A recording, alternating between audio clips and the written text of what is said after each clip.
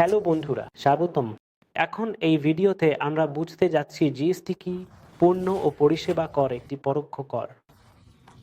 ভারতে পণ্য ও পরিষেবার সরবরাহে ব্যবহৃত। এটি একটি ব্যাপক, বহু পর্যায়ে এবং গন্তব্য ভিত্তিক কর।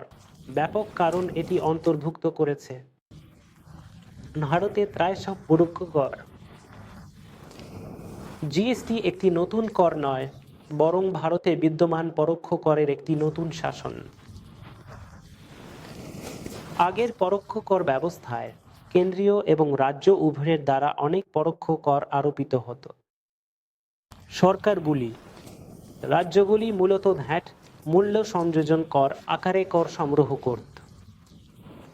প্রত্যেক রাজ্যের আলাদা নিয়ম ও বিধি ছিল এবং আন্তঃরাজ্য সরবরাহে কেন্দ্রীয় সরকার সিএসটি সংগ্রহ করতে ব্যবহৃত হয়, যাকে কেন্দ্রীয় বিক্রয় কর বলা হয় এবং নিম্নলিখিত পরোক্ষ করের তালিকা জিএসটি পূর্ববর্তী শাসনকালে রয়েছে এবং সেগুলি হল কেন্দ্রীয় আবগারি শুল্ক, আবগারি শুল্ক, অতিরিক্ত আবগারি শুল্ক, অতিরিক্ত শুল্ক, বিশেষ অতিরিক্ত শুল্ক, সেস, রাজ্য ভ্যাট, কেন্দ্রীয় বিক্রয় কর, ক্রয় কর, বিলাসিতা কর, প্রবেশ কর, বিনোদন কর, বিজ্ঞাপনের উপর কর ইত্যাদি।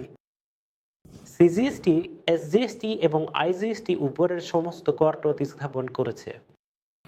এখন আমরা বুঝতে পারি ভারতে জিএসটির যাত্রা কি। জিএসটি যাত্রা 2000 সালে শুরু হয়েছিল, যখন একটি কমিটি আইন খসড়া করার জন্য গঠন করা হয়েছিল। আইনটি বিকশিত হতে তখন থেকে 61 বছর লেগেছিল। পণ্য ও পরিষেবা কর জিএসটি 2017 সালের 2 মার্চ সংসদে পাশ হয় এবং কার্যকর হয় 1 জুলাই 2017। জিএসটির উদ্দেশ্যগুলি কি? জিএসটির একটি প্রধান উদ্দেশ্য হল এক দেশ এবং এক করের মতাদর্শ অর্জন করা এবং বেশিরভাগ করকে অন্তর্ভুক্ত করা। ভারতের পরোক্ষ করগুলির দ্বিতীয়টি হল করের সঞ্চয় প্রভাব দূর করা এবং কর ফাঁকি রোধ করা এবং এছাড়াও বৃদ্ধি করা।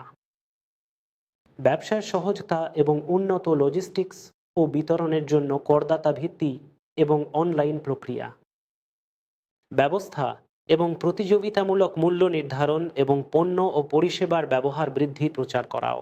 জিএসটির সুবিধাগুলি কি কি? জিএসটি মূলত পণ্য ও পরিষেবার বিক্রয়ের উপর সঞ্চয়ের প্রভাব দূর করেছে। সঞ্চয়ের প্রভাব অপসারণের ফলে পণ্যের খরচে প্রভাব পড়েছে, যেহেতু জিএসটি শাসন করটি দূর করেছে। করের কারণে পণ্যের খরচ কমে যায় এবং জিএসটি মূলত প্রযুক্তিগতভাবে চালিত। জিএসটি নিবন্ধন, জিএসটি রিটার্ন, ফেরতের জন্য জিএসটি আবেদন দাখিল করার মতো সমস্ত কার্যক্রম। নোটিশের প্রতিক্রিয়া জিএসটি পোর্টালে অনলাইনে করতে হবে, যা প্রক্রিয়াগুলিকে ত্বরান্বিত করে। আর জিএসটির উপাদানগুলি কি কি? এই জিএসটি ব্যবস্থার অধীনে মোট 3টি উপাদান প্রযোজ্য এবং সেগুলি হল সিজিএসটি, এসজিএসটি এবং আইজিএসটি।